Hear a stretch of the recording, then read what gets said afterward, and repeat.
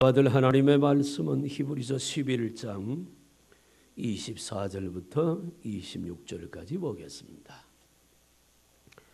신약성경 366조 히브리서 11장 24절부터 26절까지입니다.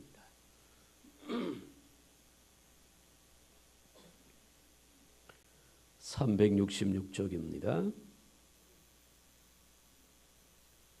히브리서 11장 24절부터 26절까지.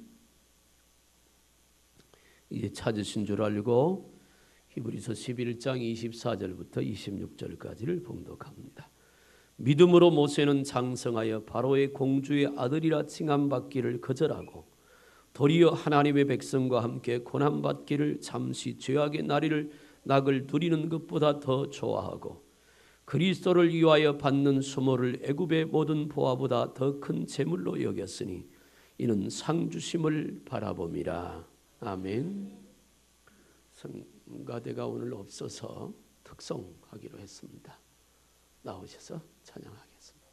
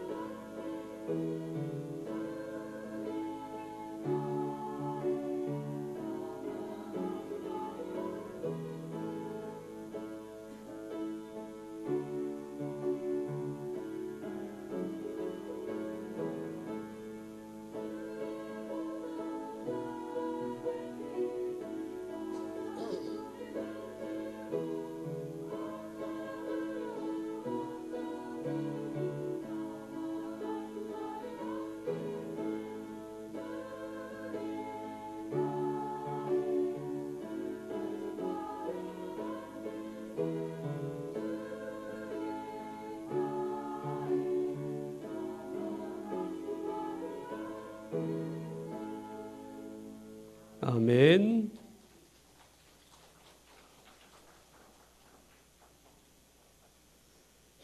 오늘 내일이 설날인데 그래도 가시지 않고 주의를 지켜 주신 여러분 때문에 저도 힘이 나고 하나님께서 우리 예배 위에 은혜와 복을 내려주실 줄로 믿습니다. 아마 오늘 주의를 마치고 가시면 어제 가신 분들보다 훨씬 좋은 일이 많을 겁니다. 세뱃돈도 많이 받으실 거고요. 옆에 분들하고 한번 우리 손 꼭 잡고 한번 인사했으면 좋겠습니다. 내일이 새해니까 음력으로 새해 인사 한번 더 합시다. 뭐 더 해도 뭐 문제될 거 없잖아요. 새해 복 많이 받으세요. 새해 잘 되길 바랍니다. 건강하시고 형통하길 바랍니다. 늘 은혜 가운데서 풍성하길 바랍니다. 사랑합니다. 축복합니다. 아멘. 네, 고맙습니다. 오늘 몇 명이나 나올까 과연. 명절 앞두면 조금 그런 시험이 제 마음에 옵니다. 몇 명이나 남을까? 오늘은 그래도 생각보다 많이 남으셨습니다. 그래서 감사하고 어떤 목사님이 그러더라고요. 천안에 계신 목사님이 온양은 명절 때 되면 가는 사람이 많습니까? 오는 사람이 많습니까? 나는 가는 사람이 많다고 그랬습니다. 그 온양도 그래도 시잖아요. 아산시. 그래서 여러분들이 이렇게 주의를 지켜주셔서 감사합니다. 오늘 이 히브리서 11장 24절부터 26절의 말씀을 통해서 아름다운 믿음이라고 하는 제목으로 모세를 소개하려고 합니다. 모세를 통한 하나님의 말씀이 오늘 저와 여러분들에게 큰 은혜가 되는 축복의 시간이 되기를 주님의 이름으로 축복합니다. 아주 기도를 많이 하는 집사님이 한 분 계셨습니다. 이 집사님은 날마다 새벽 기도에 나와서 아들을 위해서 열심히 기도하는 사람이었습니다. 그 이유는 그 아들이 너무너무 속을 썩이기 때문입니다.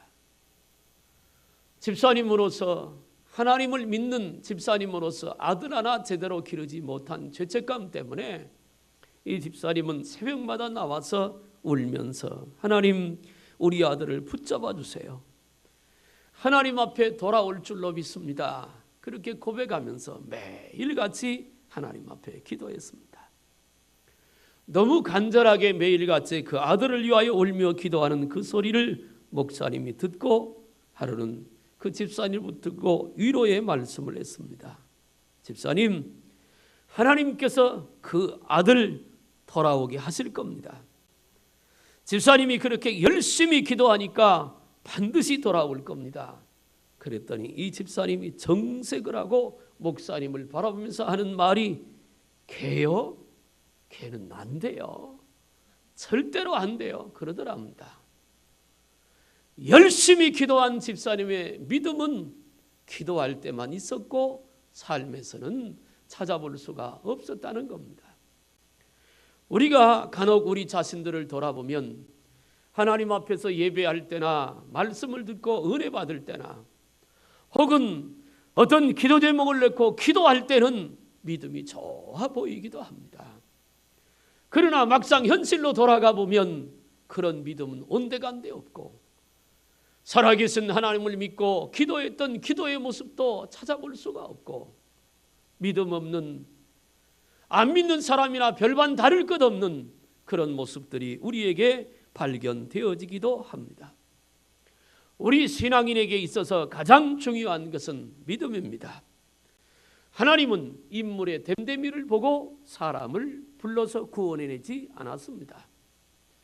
하나님은 사람이 무엇을 갖고 있고 어떤 재주를 갖고 있으며 얼마나 착하고 선한 일을 했느냐에 따라서 우리를 구원해내지 않았습니다. 하나님은 우리를 보실 때 가장 중요하게 보시는 기준이 바로 믿음입니다. 그래서 금년에 우리가 하나님을 기쁘시게 하는 교회라고 하는 표현을 세웠는데 그 중에 하나가 온전한 믿음입니다. 하나님이 가장 기뻐하는 것이 믿음이고 하나님이 우리를 향하여 원하시는 것도 믿음입니다. 우리가 이제까지 살아올 때도 믿음이 있었기에 살아계신 하나님이 우리를 붙잡아 주셨고 앞으로도 하나님을 향한 절대적인 믿음만 있다면 비록 내가 지금 가진 것 없고 내세울 것 없어도 세상을 이기고 살게 될 줄로 믿습니다. 저도 기도하다가 목회를 하면서 하나님 앞에 기도합니다. 하나님, 믿음이 충만한 목사가 되게 해 주옵소서. 여러분, 이런 질문하면 아침부터 헷갈릴 텐데 목사님이 믿음이 좋습니까? 성도가 믿음이 좋습니까? 대답하기가 참 애매한 질문을 했습니다. 여러분, 목사도 믿음 없는 목사 있습니다. 일은 열심히 하지만 일 속에 파묻혀 있다 보면 어느 순간 믿음에서 떠나 있는 나를 발견할 수도 있습니다. 그렇게 저도 기도하는 거예요. 하나님, 저에게도 믿음이 충만케 하시고 하나님을 향한 믿음이 변함이 없게 하여 주옵소서. 우리는 육신을 입고 살아가는 죄인이기 때문에 누구든지 믿음에서 떠날 가능성이 언제나 상존하고 있다는 사실을 잊어버리지 말아야 합니다. 히브리서 11장은 믿음장입니다. 그래서 1절부터 마지막 절까지 믿음의 성경에 나와 있는 믿음의 선배들에 대한 기록입니다. 믿음은 바라는 것들의 실상이요 보지 못하는 것들의 증거니 선진들이 이로써 증거를 얻었느니라. 그것이 히브리서 1장 1절과 2절입니다. 믿음으로 시작돼서 믿음으로 끝나는 장, 그래서 믿음장이라고 하는 것이 히브리서 11장이에요. 수많은 신앙의 선배들의 믿음에 대해서 기록하고 있습니다. 오늘 그 중에서 저는 모세의 믿음에 대해서 말씀하려고 합니다. 이스라엘 역사에 있어서 모세는 영웅적인 사람입니다. 모세의 인생은 기적으로 가득 차 있었습니다. 그가 태어나서 생명을 보존한 것 자체가 기적입니다. 이스라엘 백성들이 애굽에 요셉을 필두로 해서 70명의 가족이 야곱과 함께 애굽에 갔습니다. 그 이후로 430년간 애굽에서 종살이를 했는데 이스라엘 백성이 산 땅이 고센 땅입니다. 고센 땅은 지금으로 말하면 나일강 하류 지역에 되는 풍성한 기름진 땅에 그들이 살았습니다. 하나님께서 요셉을 통해서 그런 배려를 하셨습니다. 그리고요, 애굽 나라 특징이 하나 있는데 그 땅은 뭐냐면 여자들은 밥 먹고 애만 나면 됩니다. 그게 그 땅의 제도입니다. 그 당시에 애굽 나라의 제도 중에 하나가 그런 제도입니다. 밥 먹고 아이만 낳으면 됩니다.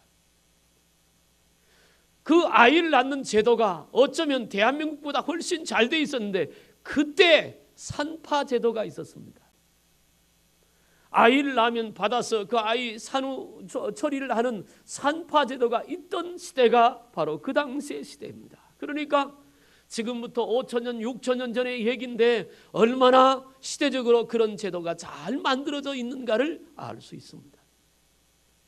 그런데 어느 날 바로가 보니까 이스라엘 나라가 야곱과 더불어서 70명이 들어갔는데 100년이 지나고 200년이 지나면서 이 숫자가 점점 늘어나기 시작합니다. 그것은 이스라엘을 향한 하나님의 축복이고 계획입니다. 아브라함에게 약속합니다. 너 후손이 하늘의 별처럼 땅의 모래알처럼 많게 할 것이다. 그 약속이 애굽 나라의 종살이하면서 이루어지게 됩니다. 그러니까 모세가 그냥 놔둬서는 이 유대 민족이 온 애굽을 지배할 것 같아서 하나의 계획을 세웁니다. 그게 뭐냐면 애를 받는 산파들에게 명령을 내려서 만약에 유대인들이 남자아이를 낳거든 다 죽여라. 여자아이는 살려두고. 그러니까 이 말은 유대 족속의 말살 정책입니다. 이걸 산파들을 불러가지고 시켰습니다. 그래서 애굽 나라의 산파들이 유대인들의 남자아이들을 많이 죽였습니다. 근데 그 중에서 모세가 어머니가 아기를 낳았을 때 모세를 낳았을 때 모세를 죽이려고 왔던 산파는 하나님이 두려워서 그 아기를 죽이지 않았다. 성경은 그렇게 말해요. 그러니까 나중에 그걸 알고 왕이 산파들을 보고 왜 안 죽였냐? 그러니까 뭐라고 핑계를 대느냐면 유대 여자들은 튼튼해서 아기 낳았다는 소식을 듣고 가면 벌써 다 처리를 했습니다. 그래서 못 죽였습니다. 이렇게 얘기가 됐더니 나중에 하나님께서 산파들에게 복을 주셨다고 출애굽기 1장에 기록하고 있지요. 어떻든 그런 와중에서 모세는 기적적으로 살았습니다. 그것도 그냥 산 것이 아닙니다. 마침 바로의 공주가 나일강가에 목욕을 하러 왔다가 모세가 이제 3살 정도 됐을 때 남자의 울음소리가 울리면 다 죽이니까 더 키울 수가 없어 갈대상자에 아이를 넣어서 물에 띄워버렸는데 하나님께서 바로의 공주가 와서 목욕하다가 그 아이를 발견하게 되고 그 아이를 볼 때 그 마음이 아이가 너무 사랑스러워 보이도록 하나님이 움직였고 그리고 그 모세를 들여다가 왕궁에서 40년 동안 왕자로 키웠습니다. 이것 또한 하나님의 기적입니다. 그러다가 또 하나님의 섭리가 있어서 모세가 40년 동안 애굽 왕국에서 애굽의 문물을 다 배웁니다. 애굽 나라 정치가 어떻고 경제가 어떻고 학력이 어떻고 군사가 어떻고 애굽 나라가 어떤 것인가를 모세는 40년 동안 왕자로서 다 익히고 배워요. 왜요? 하나님께서 모세를 그 일에 쓰시려고. 40년이 지난 이후에 어느 날 모세가 우연히도 유대 민족이 두들겨 맞는 것을 보고 말리다가 애굽 사람 하나를 쳐 죽입니다. 그것이 발각이 되어서 모세가 애굽을 탈출해 나왔어요. 그래가지고 광야로 가서 장인 이드로 밑에 가서 또 40년 동안 훈련을 받습니다. 왜 광야 40년에서 또 훈련을 받았느냐 하면 이스라엘 백성들을 광야 40년 동안 인도에 가야 되니까 어떻게 해야 광야에서 살고 어떤 길이 사람이 살 수 있는가를 하나님께서 모세를 통해 훈련하셨어요. 그렇게 40년 동안 훈련을 한 다음에 하나님은 모세를 다시 불러서 80세가 됐을 때 애굽에 내려가 이스라엘 백성들을 이끌어 갑니다. 이 모든 과정이 하나님의 섭리였고 기적이었습니다. 그런데 신명기 34장 7절에 보니까 이런 말이 있어요. 모세가 죽을 때 나이 120세였으나 그의 눈이 흐리지 아니하였고 기력이 쇠하지 아니하였더라. 모세가 몇 살에 죽었다고요? 120살. 여러분, 저도 여러분들도 120살까지는 살 수 있습니다. 소망을 가지시길 바랍니다. 그런데요, 맨날 아파서 누워 있다가 가시려면 일찍 가시는 게 낫고, 아프시지 말고 모세처럼 눈이 흐리지 않고 기력이 쇠하지 않는 그런 건강을 유지해서 적어도 하나님 나 모세만큼은 살아야지요. 그거 그냥 병이 걸걸해가지고 날마다 들려다니고 이러지 말고 내 발로 걸어서 하나님 앞에 예배하고 내 목소리 내서 하나님 앞에 기도하고 주의 일 열심히 하다가 120살 모세와 같은 나이 되거든 어느 날 잘 때 3일만 아프고 가게 하옵소서. 그렇게 기도하십시오. 왜요? 3일은 아파야 가족들 볼 거 아니에요. 하루도 안 아프고 어느 날 자다가 그냥 가시면 어떻게 유언도 못하고. 그러니까 모세가 그런 사람입니다. 이런 삶을 돌아볼 때 모세의 일생은 기적의 연속이라고 할 수가 있었습니다. 옛날에 맥가이버라고 하는 프로그램이 TV에 나왔습니다. 이 맥가이버는 못하는 게 없잖아요. 얘들은 잘 모릅니다. 맥가이버가 누구? 하여간 아무리 불가능한 상황 속에서도 무엇인지 만들어내고 해결하는 능력을 가진 사람, 그 사람이 맥가이버입니다. 그런데 말입니다, 모세가 바로 그런 사람입니다. 아무리 어려운 환경, 아무리 힘든 그런 일들도 하나님 앞에 하나님을 의지하고 기도해서 응답받고 이스라엘 백성들을 애굽에서 탈출시키고 가나안에 들어갈 동안 광야 40년 동안 그들을 인도했던 능력의 사람, 그 사람이 바로 모세인 줄로 믿으시길 바랍니다. 신명기 34장 10절에 그 후에는 이스라엘의 모세와 같은 선지자가 일어나지 못하였나니 모세는 여호와께서 대면하여 아시던 자요. 하나님께서 말합니다. 모세와 같은 선지자가 그 이후에는 없었다. 그리고 모세는 하나님과 얼굴과 얼굴을 대면하듯이 하나님께 대면하던 자였다. 그렇게 말씀하고 있습니다. 사랑하는 여러분, 이 모세는 위대한 하나님의 종이었고 이스라엘의 위대한 지도자였습니다. 김일성이 위대한 지도자, 위대한 영도자라고 했고 김정일이도 그렇다고 하고 김정은이도 그렇다고 하는데 아무리 봐도 그래서 빨갱인가 봅니다. 위대한 부분은 하나도 없는 것 같아요. 하나 있다면 어떻게 3대 세습을 할 정도로 독재를 휘둘러서 꼼짝 못하게 만들까? 그 능력만큼은 누구보다도 탁월한 것 같습니다. 여러분, 모세는 위대한 지도자입니다. 하나님의 뜻을 그들을 통해서 이루어갔고 하나님의 인도가, 하나님의 임재가, 하나님의 축복이 그들에게 임할 수 있도록 그들을 바른 믿음의 길로 인도에 갔던 믿음의 사람, 그 사람이 바로 모세입니다. 오늘 저는 세 가지로 오늘 모세의 믿음을 한번 살펴보면서 우리들의 믿음도 모세와 같은 아름다운 믿음이 되기를 주님의 이름으로 축복합니다. 첫째는 모세는 거절할 것을 거절할 줄 아는 그런 믿음이었습니다. 24절의 말씀을 한번 읽어보시길 바랍니다. 시작.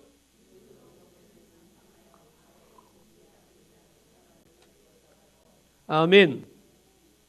믿음으로 모세는 장성하여 바로의 공주의 아들이란 칭함받기를 거절했다 그랬습니다. 여러분, 거절했다고 하는 말은 포기했다는 말입니다. 바로의 공주의 아들이라 칭함받기를 거절했다, 포기했다 그 말입니다. 한 나라의 왕이 아버지고 그 밑에서 왕자로 산다는 것이 얼마나 행복한 일일까요? 요즘에도 권력 하나 잡으려고 얼마나 사람들이 노력을 하고 애씁니까? 아산시 국회의원이 이명수 씨라는 거 다 아십니까? 혹시 여기 친척 계시면 저 미워하지 마시고, 국회의원 된 다음에 한 번도 못 봤습니다. 엊그제 신년하래 아산시 기독교 연합회 신년하래 왔습니다. 저도 우리 교단 대표로 대표 기도를 제가 했는데 처음으로 악수를 한번 했습니다. 왜냐하면 금년에 선거가 또 있거든요. 그래서 교회마다 찾아온답니다. 그래서 나도 우리 교회도 올까 했는데 아직 안 왔어요. 와봐도 별 수 없습니다. 옛날에는 그래도 헌금을 많이 했는데 요즘에는 헌금도 10만 원 이상 하면 걸립니다. 바라지도 않지만 제가 말하고 싶은 것은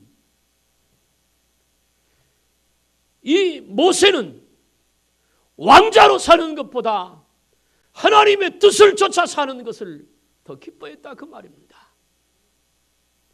세상의 쾌락을 누림보다 왕자로서 왕궁에서 부귀와 영화 쾌락을 누림보다 하나님의 백성을 위하고 하나님의 뜻을 위하는 것을 위해서, 하나님의 뜻을 위해서 모든 것들을 포기했다 그 말입니다. 사람은 누구에게나 명예욕이 있습니다. 그 명예욕이 3대 유혹 중에 하나입니다. 예수님께서 마태복음 4장에서 광야에서 40일 동안 금식하시고 줄이실 때 마귀가 와서 3가지를 유혹했습니다. 첫째는 명예고, 두 번째는 권세고, 세 번째는 세상의 부귀와 영화입니다. 사람 누구에게나 그런 명예욕이 있지만 모세는 그걸 거절했습니다. 명예 자체는 죄가 아닙니다. 사회의 모든 영역에서 지도자가 되고자 하는 것은 악한 것을 사모하는 것이 아닙니다. 선한 야망입니다. 그래서 성경도 명예심 자체를 정죄하지는 않습니다. 성경의 요셉이나 다니엘을 보십시오. 한 나라의 훌륭한 지도자이면서도 하나님을 경외하며 매우 아름다운 삶을 살았습니다. 오히려 나는 우리 큰 사랑교회에서 아산시장도 나오고 별로 생각 없습니까? 그럼 더 크게 얘기하죠.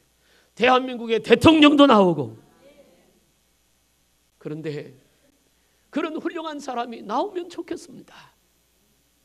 그런데 그런 명예를 바랄 때 잊지 말아야 될 것이 있습니다.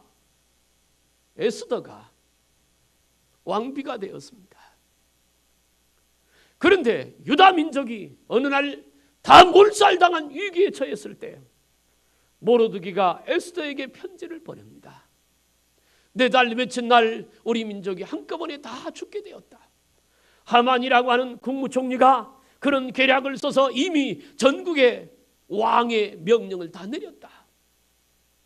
너가 왕비의 그 자리에 앉는 것은 이때를 위함이 아닌가? 너가 왕비가 된 것은 이 민족을 구원하려고 하나님께서 그 자리에 세운 바로 이때를 위해서 네가 왕비가 되었다. 그때 에스더가 모르드게에 편지를 보냅니다. 나를 위하여 금식하소서. 내가 왕 앞에 나아가리다. 그러면서 유명한 말을 했습니다. 내가 죽으면 죽으리이다. 그런 각오가 있어야 합니다.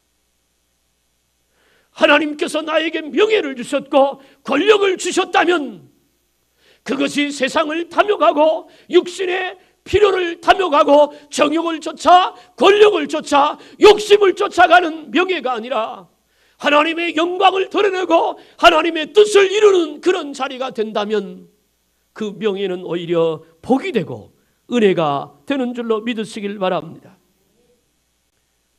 40년 동안 왕자로 자랐습니다. 그가 왕자를 거역한다면 그만한 대가가 또 치러져야 되는 것입니다.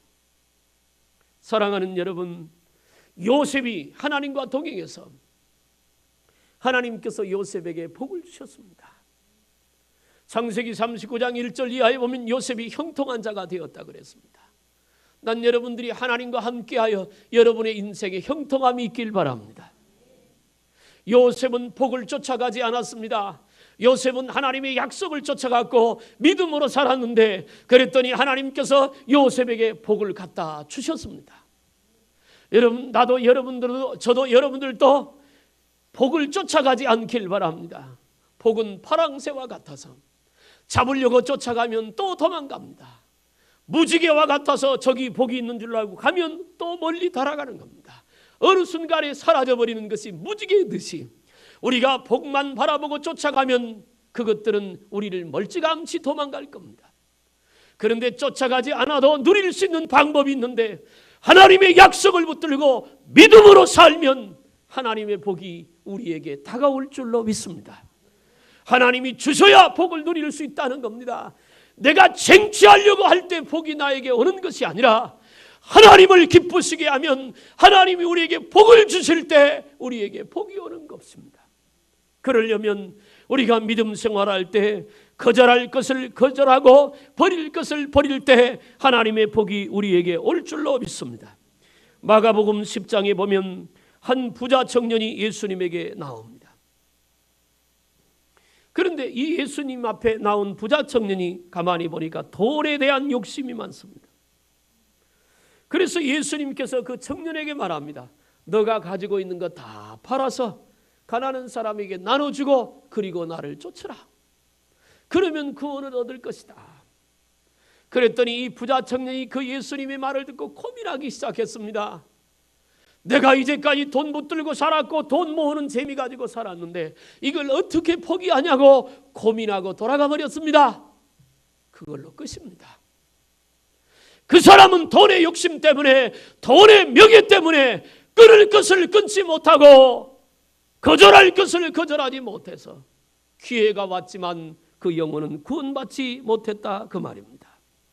사랑하는 여러분, 우리가 이 땅에 살면서 거절할 것을 거절할 줄 아는 그런 성도들이 되기를 주님의 이름으로 축복합니다.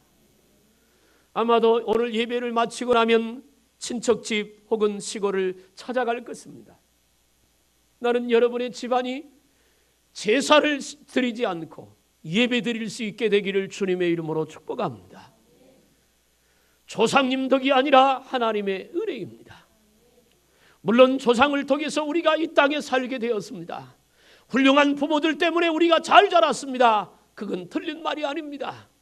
그러나 우리 조상을 주신 분도 하나님이시고 부모를 주신 분도 하나님이시고 내가 여기 있게 하신 분도 하나님이신 줄로 믿습니다. 그러므로 오직 영광은 하나님께만 있어야 되는 줄로 믿으시길 바랍니다. 거절할 것을 거절하십시오. 그 믿음이 아름답습니다. 거절하고 나면 손해라고요? 절대로 그렇지 않습니다. 우리 믿음을 지켜 거절하면 오히려 하나님은 더 풍성하고 은혜롭고 아름다운 것으로 우리에게 채우실 것을 믿으시길 바랍니다. 두 번째, 아름다운 믿음은 선택할 것을 선택하는 것입니다. 25절을 한번 읽어보겠습니다. 25절 시작.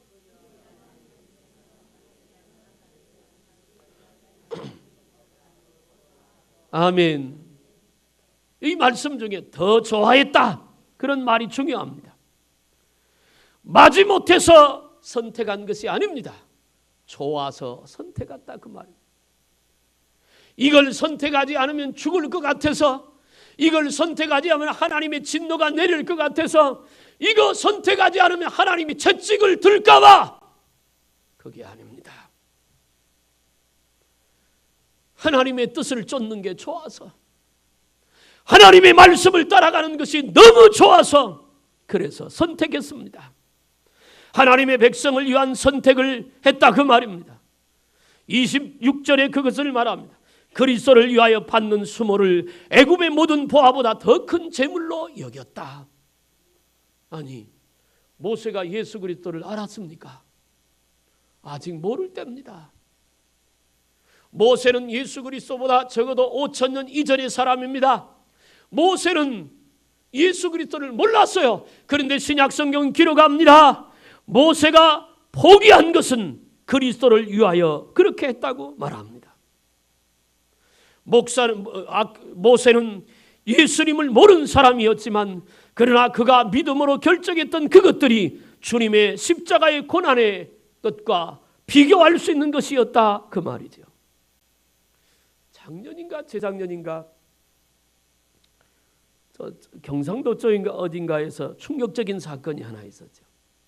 어떤 사람이 머리에 가시관을 쓰고 십자가에 못 박아 죽었다는 사건. 그래가지고 그 사건 때문에 기독교가 많이 욕을 먹었습니다. 아직도 결론이 못 났습니다. 누가 죽였느냐? 혼자 스스로 자기를 못을 박을 수 있느냐? 이거에 대한 논란이 그때 많았습니다. 자살이냐 타살이냐? 여러분, 내가 스스로 내 몸에다 못을 박는다고 그것이 그리스도를 위한 고난받는 것은 아닙니다. 로마에 가면 성주순례 때 한번 가봤는데요. 종교개혁을 일으켰던 마르틴 루터가 회심하게 된 장소가 하나 있습니다. 계단이 높은데 그 계단을 무릎으로 올라갑니다. 지금도 거기 천주교인들은 가면 무릎으로 올라갑니다. 우리는 그냥 걸어 올라가고. 그래서 계단을 무릎으로 올라가가지고 이게 닳았어요. 그래서 그 위에다 나무를 덧입혀 놨는데 나무도 닳았어. 하도 무릎을 올라다니니까. 루터가 천주교 신부 아니었습니까? 그 신부가 로마에 가서 1년에 한두 번씩은 그 계단을 무릎으로 올라가는 고행이 있습니다. 로마 교리는 그것입니다. 자기 스스로 고난을 자처하고 가야 그리스도의 고난에 동참한다고 말합니다. 그래서 신부들은 1년에 몇 번씩 그 길을 꼭 갑니다. 어느 날 성경을 보다가 로마서 1장 17절의 말씀이 루터의 마음속에 다가왔습니다. 의인은 믿음으로 말미암아 살리라. 그 말씀을 가슴에 품고 있는데 또 로마에 가서 무릎으로 그 계단을 기어 올라가는 그런 자리에 서게 됐습니다. 아무리 생각해봐도 성경은 믿음으로 구원받는다고 했지 무릎으로 고난을 자초한다고 구원받는 것이 아니라고 하는 생각이 그 루터의 마음을 벗어나지 못했습니다. 그 무릎으로 계단을 올라가다가 루터는 벌떡 일어나서 외치고 나옵니다. 구원은 무릎으로 고난을 자초해서 계단을 올라가서 얻는 게 아니라 의인은 믿음으로 말미암아 살리라. 그리고 나와서 독일의 뷰텐베르그 성당에 95개의 조항을 써붙이고 종교개혁에 불을 붙인 사람이 루터입니다. 사랑하는 여러분, 오늘 우리가 이 땅에 살면서 내가 일부러 아파하고 일부러 고통당하는 것, 그게 그리스도의 고난에 동참하는 것이 아니라 내가 손해볼 줄 알고 내가 포기할 줄 알고 거절할 줄 알고 하나님의 뜻을 선택해서 믿음으로 가는 것. 가다 보면 때로 힘들 수도 있고 가다 보면 내가 어려울 수도 있지만 그것이 하나님이 원하는 길인 줄 알고 선택하며 가는 그 길이 고난에 동참하는 길인 줄로 믿으시길 바랍니다. 바로 선택의 문제인 것입니다. 아름다운 믿음은 바른 선택을 해야 합니다. 거절한다고 하는 말은 소극적인 말입니다. 거절한다. 그런데 선택했다 그 말은 적극적인 말입니다. 적극적인 삶이 필요합니다. 더 좋은 것, 하나님이 기뻐한 것, 하나님이 원하는 것, 그것을 선택하는 분별력이 저와 여러분들에게 있기를 주님의 이름으로 축원합니다. 미국의 유명한 예술학교의 오래된 얘기입니다. 미모와 연기력이 특출난 장래가 촉망되는 여학생 2명이 있었습니다. 하나는 콜린 타운센드 에반스라고 하는 여자아이와 그 유명한 마릴린 먼로, 이 두 사람이 있었습니다. 다른 학생들에 비해서 이 두 사람의 연기력은 탁월했습니다. 그래서 그들은 둘 다 헐리우드에 진출하게 됩니다. 아주 뛰어난 배우로 인정을 받았습니다.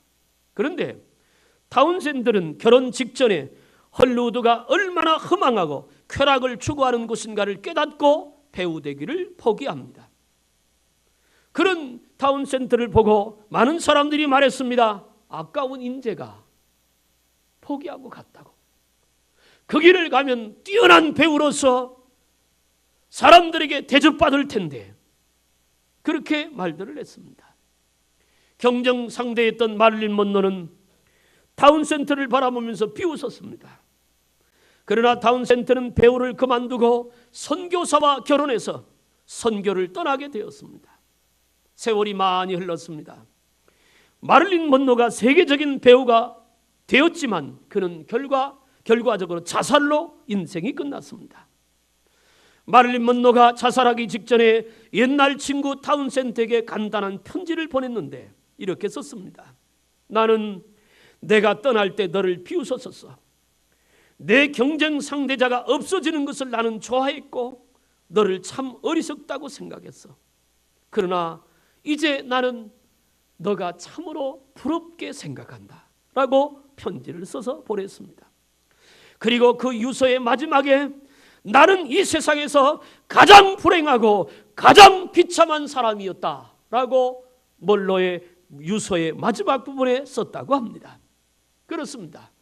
세상의 것이 아무리 아름답고 멋있어 보여도 그것이 하나님이 기뻐하는 것이 아니면 포기할 줄 아는, 그리고 좀 힘들고 어려워도 하나님이 기뻐하는 것을 선택할 수 있는 그런 믿음, 모세가 바로 그런 믿음을 소유한 사람이었어요. 사랑하는 여러분, 우리도 그래야 합니다. 하나님이 기뻐하는 믿음을 선택하기를 주님의 이름으로 축복합니다. 세 번째 26절을 다시 한번 읽어보겠습니다. 26절 시작.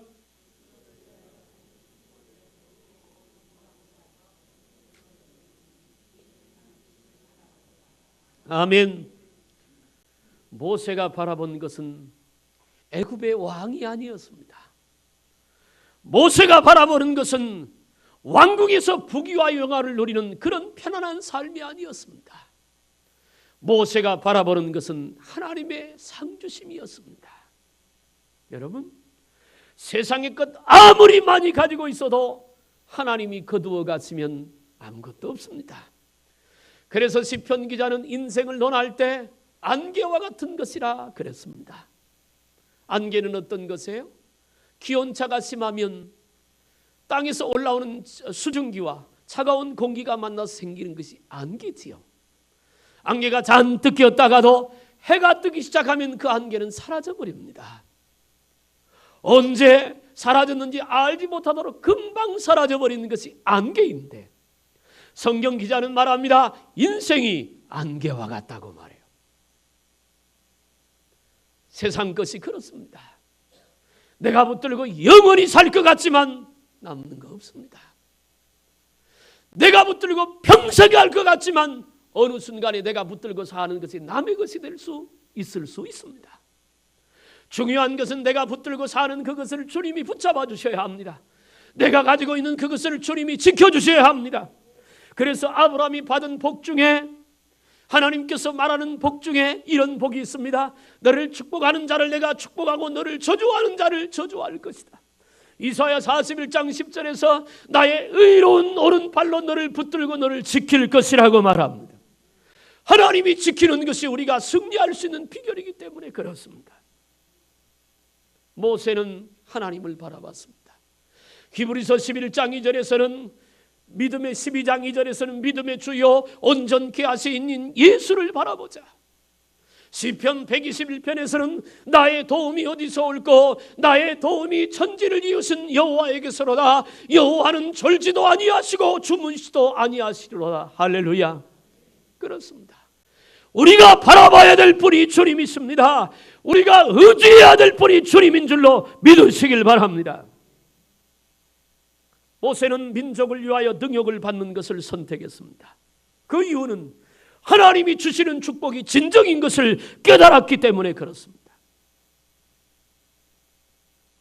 저도 목회를 하다 보면 때로 힘들 때가 있습니다.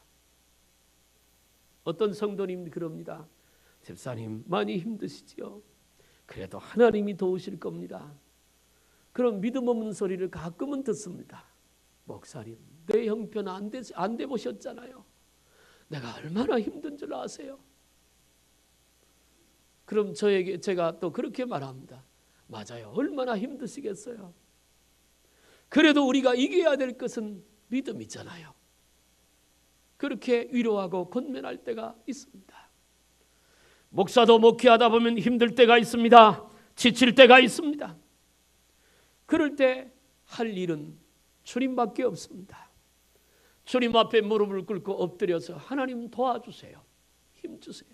때로는요 말이 안 나옵니다. 너무너무 지치고 힘들면 말이 안 나옵니다. 그냥 하나님 앞에 멍하고 앉아있을 뿐입니다. 하나님 역사해 주세요. 얘기를 하고 싶은데 말이 안 나옵니다. 그렇다고 원망할 수도 불평할 수도 없는 것이고 너무 힘들어요. 다윗이 그랬습니다. 아들이 반란을 일으켰습니다. 다른 사람도 아닌 큰 아들이 반란을 일으켜서 아버지를 죽이겠다고 군사를 동원해서 다윗을 쫓아냈습니다. 왕궁에서 맨발로 뛰쳐 도망쳐 나왔습니다. 다윗을 쫓던 사람들이 다 도망가고 배반을 했습니다. 너무 괴로웠습니다. 하나님 앞에 엎드렸습니다. 하나님 어떻게 하면 좋습니까? 말이 안 나올 정도로 괴롭고 힘듭니다. 그러나 그 다윗의 마음속에 어려서부터 함께 하셨던 하나님을 향한 믿음이 있었으니까 그가 그 상황에서 고백한 내용이 이렇습니다. 나의 힘이 되신 여호와여, 내가 주를 사랑하나이다. 그것이 다윗의 신음과 같은 고백입니다. 아무도 내 편이 없습니다. 아무도 나를 도와주는 사람이 없습니다. 아무도 다윗을 인도해 주는 사람이 없습니다. 어찌할 바를 모릅니다. 이대로 가면 죽을 것 같습니다. 말도 나오지 않습니다. 그러나 그래도 하나님을 향한 믿음을 갖고 있었던 다윗이 하는 고백, 그래도 나의 힘은 하나님밖에 없습니다. 그래도 나를 도우실 분은 하나님밖에 없습니다. 내 큰아들조차도 아버지를 죽이겠다고 군사를 동원해서 나를 쫓아오는데 그래도 하나님, 내가 그래도 하나님 사랑합니다. 그것이 오늘 우리의 신앙의 고백이 되어야 되지 않겠습니까?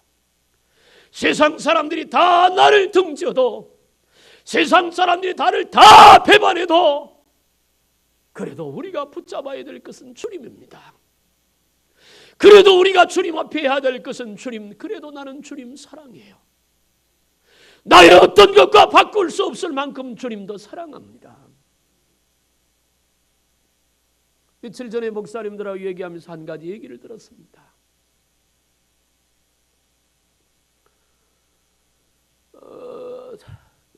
전방에 군인교회를 담임하고 있는 여자 전사님이 한 분 계시다 합니다. 보니까 우리 학교 후배들하고 한참 후배인데 그 남편이 대대장입니다.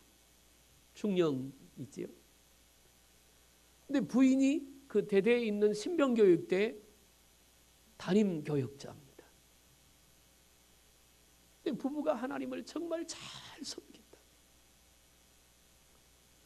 그런데요, 그 부부에게 두 아들이 있었는데 교회 나왔다가 아이들하고 장난하다가 어떻게 밀쳐져서 두 아이가 물에 빠져서 죽었답니다. 같은 날. 얼마나 가슴 아픈 얘기예요. 얼마나 따지고 싶고 얼마나 그 억울함을 호소하고 싶겠습니까? 그런데 이 부부가 그 사건이 일어나고 아무런 말도 아무런 따짐도 없이 하나님 앞에 엎드려서 믿음으로 그걸 이겼답니다. 그리고 나서 교회를 다짐하게 되고 그렇게 하나님을 섬기고 있다는 말을 며칠 전에 들었습니다. 똑같은 사건이 제가 교육장소로 있던 두 번째 교회에서 있었던 사건이 하나 있습니다. 그 아버지 이름이 박준석 지금 목사님이시고 그때는 교회를 한두 번 나왔던 분입니다. 부인이 권찰이었고 그때 죽은 아이의 이름이 딸의 이름이 정인입니다. 교회가 3층이고 바로 앞이 국도인데 주일날 9시 예배를 마치고 나서 애들을 다 돌려보냈습니다. 주일날 국도가 거기가 길이 거기밖에 없었으니까 차가 참 많이 다녀요. 그래서 선생들을 내려보내서 도로를 통제하고 아이들을 다 보냈습니다. 그런데 한참 한 10분 정도 지났는데 차가 줄줄이 서요. 길이 막히더라고요. 느낌이 이상해서 한번 좀 가보라고 무슨 일이 있는 거예요. 저 아래 내려가 보라고. 그리고는 3층에서 이렇게 길 건너를 보니까 그 아이 오빠가 울면서 올라옵니다. 가슴이 철렁해서 야, 너 왜 울어? 왜 울어? 그랬더니 하는 말이 그 아이가 정인인데 정인이가 차에 치였다는 거예요.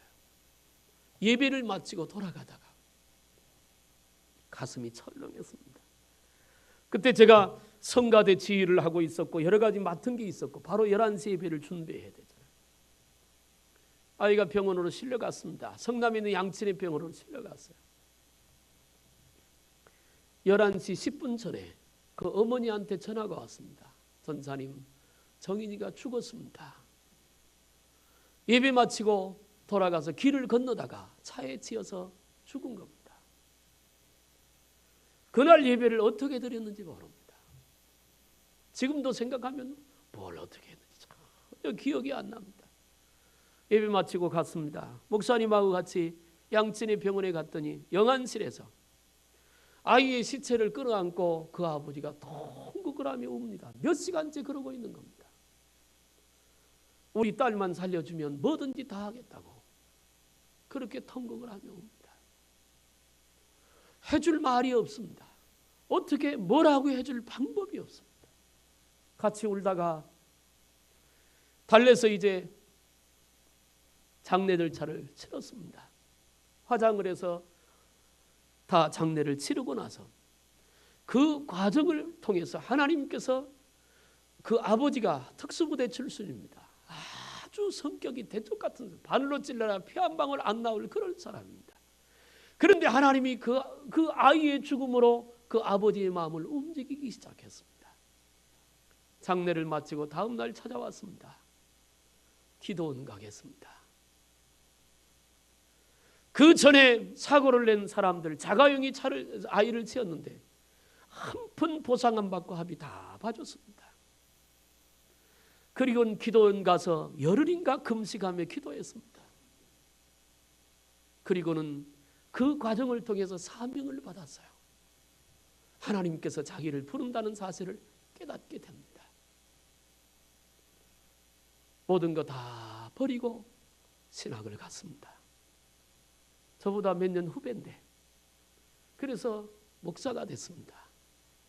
지금은 필리핀에 가서 선교사로 벌써 한 20여 년을 넘게 한 15년 이상 선교사로 사역을 하고 있습니다. 지금도 저는 그 생생한 모습들이 잊혀지지가 않습니다. 얼마든지 따지고 얼마든지 보상받을 수 있지만 그들은 그렇게 하지 않았습니다. 하나님의 부르심에 그들은 자기를 맡겼습니다. 그리고 그 힘든 고난의 길이지만 하나님이 기뻐하는 길인 줄 알고 그 길을 가고 있습니다. 그 집에 아이가 셋이 있었는데 이 정인이라는 애가 아빠의 사랑을 제일 많이 받던 아이입니다. 얼마나 무서운 사람이냐면 그가 기도원에 가서 사명받고 내려와서 장솔입니다. 총각집의 장솔입니다. 제사 때 되면 온 집안의 사람들이 수십 명이 모여가지고 제사를 엄청나게 많이 지냅니다. 은혜 받고 시골로 내려가더니 자기 아버지 집에 있는 제기, 제사 때 필요한 기구들을 마당에다 잔뜩 쌓아놓고 기름을 붓고 불을 질러버렸습니다. 동네 집안의 어른들이 와가지고 죽이겠다고 난리법석을 다 펴는 눈 하나 깜짝하지 않습니다. 그걸로 싹 정리했습니다. 참 하나님의 섭리가 묘합니다. 오늘 모세를 통해서 우리가 알아야 될 것 있습니다. 바라볼 것을 바라보자 그 말입니다. 썩어 없어질 것 바라보았다고 후회하지 말고 살아계신 그 하나님, 오늘도 우리와 함께 하시는 그 하나님, 영원한 그 나라까지 인도하시는 그 주님을 바라보는 믿음, 그것이 아름다운 믿음입니다. 나는 이번 설날에도 예수님을 바라보시길 바랍니다. 그러면 혈기낼 일도 없고 다툴 일도 없을 겁니다. 엊그제 방송에서 그런 얘기 나옵니다. 인터넷에 떴는데요, 이제는 고부 갈등이 아니라 장서 갈등이라 합니다. 뭔 얘기인가 했어요. 장모와 사위와의 갈등이라 합니다. 왜냐하면 요즘은 장모 전성시대니까 그래요. 여러분, 그런 갈등 없어도 됩니다. 예수님 계시니까 예수님 붙들고 믿음으로 가면 하나님께서 모세를 인도하신 것처럼 우리도 붙잡아 주시고 인도할 줄로 믿습니다. 아름다운 믿음의 소유자 모세, 오늘 우리도 그 믿음 배워서 믿음으로 하나님을 기쁘시게 하는 저와 여러분들이 되기를 주님의 이름으로 축복합니다. 기도할게요. 살아계신 하나님 아버지, 하나님 보시기에 아름다운, 하나님을 기쁘시게 하는 믿음이 되게 하여 주옵소서.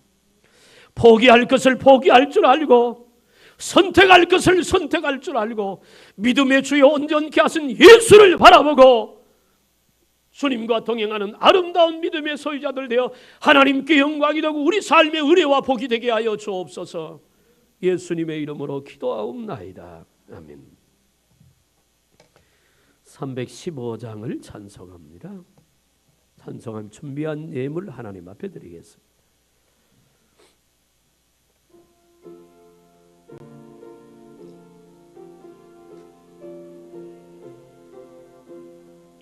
내 주 대신 주 참 사랑하고 곧 그에게 죄 다 고합니다. 큰 은혜를 주신 내 예수시니 이전보다 더 사랑합니다. 주 날 사랑하 구하시려고 저 십자가 곧 당하셨도다. 그 가시관 쓰신 주 배우니 이전보다 더 사랑 내 평생의 힘써 그 큰 의무는 주 예수의 덕 늘 기림이라. 숨질 때에까지 내 할 말씀은 이전보다 더 사랑합니다. 그 영광에 나 들어가서 그 풍성한 은혜 늘 감사하리. 금멸유관 쓰곤 찬송할 말 이전보다 더 사랑합니다. 아멘. 광고 말씀 드리겠습니다. 오늘 오후 예배도 드립니다. 그런데 가실 분들은 다 가세요. 네, 농담이 아니고 가실 분들은 다 가십시오. 괜찮습니다. 남아 있으신 분들만 오후 예배에 참여하시면 됩니다. 다음 주일 오후 예배는 남전도의 헌신 예배로 드립니다. 잘 준비하셔서 다음 주 오후 예배 남전대 헌신 예배 드릴 수 있길 바랍니다. 그 다음에 쭉 내려와서 다음 주 예배 후에는 선교위원회 모임이 있고요. 그 다음 주에는 관리위원회 모임이 있습니다. 위원회가 활성화될 수 있도록 여러분 기도하시고 잘 모여주시길 바랍니다. 이번 주 연휴 관계로 월요일과 화요일 새벽 예배, 내일과 모레 새벽 예배는 쉽니다. 그 다음에 수요일 날 오전 예배도 쉬게 됩니다. 이해하시죠? 그러니까 새벽 예배는 수요일 새벽 예배부터이고 수요일 저녁 예배가 드려집니다. 오전 예배는 쉬게 되고요. 그 다음에 그 주간에 금요 기도회는 합니다. 여러분 그렇게 해주시길 바라고, 목장 예배도 드릴 수 있으면 다 드리시길 바랍니다. 다른 광고는 주보를 참조하시고요. 예배 마치고 식사가 준비되어 있으니까 식사를 꼭 같이 나누시고 돌아가실 수 있길 바랍니다. 드린 예물 있어 봉헌합니다. 11조 김영숙 권사님, 고순영 집사님, 다시 한번 말씀드리지만 헌금 봉투가 다 만들어져 있습니다. 만들어져 있는 거 그 자기 이름 칸에 보면 있으니까 그걸 쓰시면 좋겠습니다. 11조 신유숙이 기억 집사님, 임순영 집사님, 송예은, 송한나, 조상은 이기순 집사님, 차옥순 권사님, 김미란 집사님, 박신옥 권사님, 안동은 도인자 집사님, 장성숙 집사님, 장길자 집사님, 김일정 집사님, 곽호자 집사님, 선경금, 임순영 집사님, 이광자 집사님, 장성 집사님, 최종림 집사님, 김인성 집사님, 권미옥 집사님, 건총금, 신유숙이 기억 집사님, 임순영 집사님, 김병우, 정영일 집사님, 장성 집사님, 최종림 집사님 드렸습니다. 1000번째 조상훈 집사님, 원빈이, 현빈이, 김은지, 김민지, 최원 어린이, 김혜순 권사님, 김인성 집사님, 전광장 권사님, 우사랑 우주, 서정 집사님, 형민이, 가빈이 감사한금 무명으로 중고등부 수련의 은혜 가운데 함께해 주신 은혜 감사드리며 기도와 도움 주신 모든 분들께 감사드립니다. 말씀과 기도로 충만하여 하나님을 기쁘게 드리는 학생부가 되게 하옵소서. 중고등부 드렸는데요. 아까 광고 하나 빠졌습니다. 중고등부에 협력하시고 우리 유황수 집사님 가서 밥하시느라고 고생하셨고, 또 다른 분들은 또 물질로 이렇게 사랑으로, 또 신유식 집사님은 일 휴가를 내셔가지고 부장 집사님이라고 책임을 다하셔서 너무 감사합니다. 고맙습니다. 주의 은혜 가운데 설명적 잘 지낼 수 있도록 인도해 주옵소서. 최대한 성도님, 지기영 집사님, 송한나, 조상훈 집사님, 원윤정, 원찬이, 김조희 성도님, 차옥순 권사님, 석복선 집사님, 항상 감사가 넘치는 가정과 삶이 되게 하옵소서. 박민서 집사님, 최정림 집사님, 김미경 집사님, 친정어머니 구원해 주셔서 너무 감사합니다. 초현자 집사님, 하나님의 은혜를 감사합니다. 큰 사람께 성도님들 큰 복 받게 하시고 명절을 은혜 가운데 잘 지내도록 도와주옵소서. 목사님 가정에서 드렸습니다. 기도합니다. 살아계신 하나님 아버지, 주의 은혜와 사랑을 진심으로 감사를 드립니다.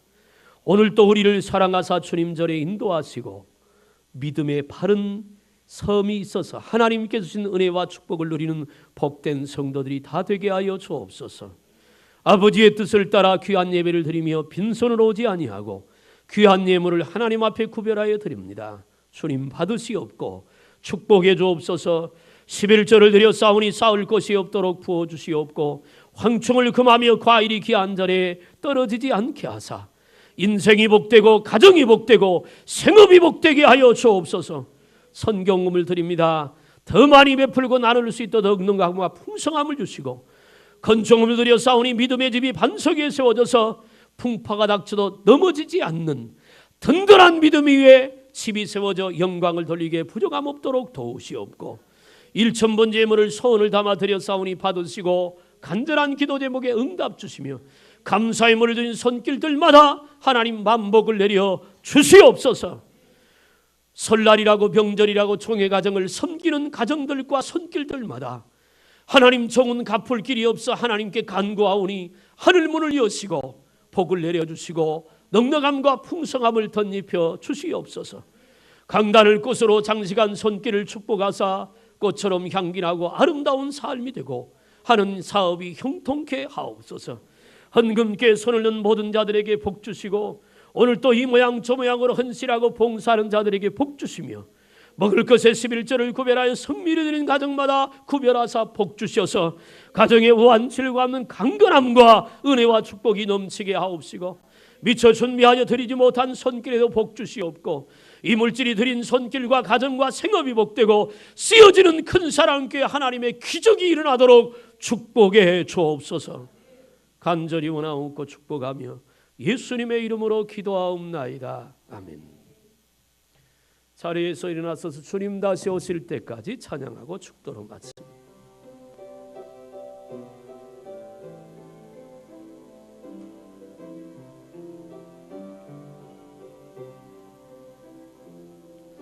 주님 다시 오실 때까지 나는 이 길을 가리라. 좁은 문 좁은 길 나의 십자가 지고 나의 가는 이 길 끝에서 나는 주님을 보리라. 영광의 내 주님 나를 맞아주시리. 주님 다시 오실 때까지 나는 일어나 달려가리라.